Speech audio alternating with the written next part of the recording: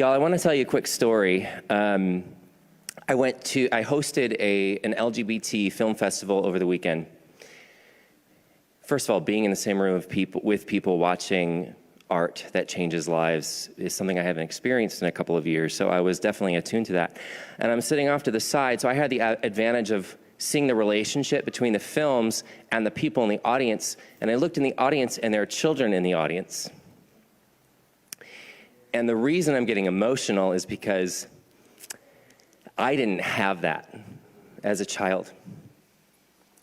And seeing children be exposed to stories about people that look differently than them, that love differently than them, it matters. When I came out at 25, my parents are awesome. They said to me, "What did we ever do or say to make you feel like we would never love you?" And upon reflection, I said, it's not what you said, it's what you didn't say. There is violence in the silence.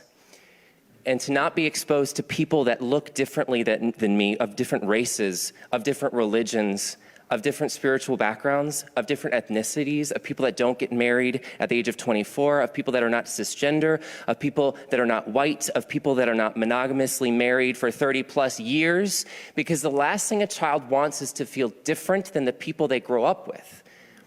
There is nothing scarier than feeling you're different. So this is to say that the work we're doing with children, it matters. It makes a difference.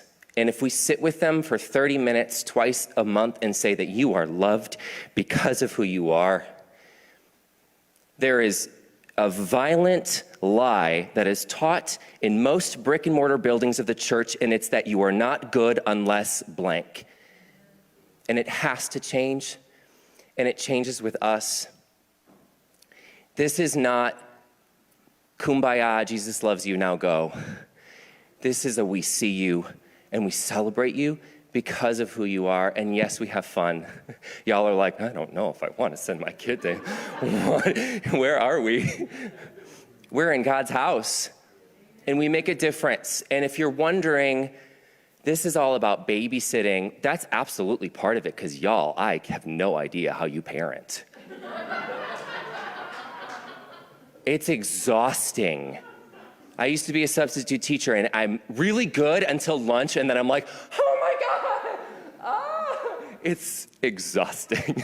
So credit where credit is due. Parents, you matter, right? We'll take your kids happily for a couple hours every month, but it's not just about that, it's a social movement. And we're in this together.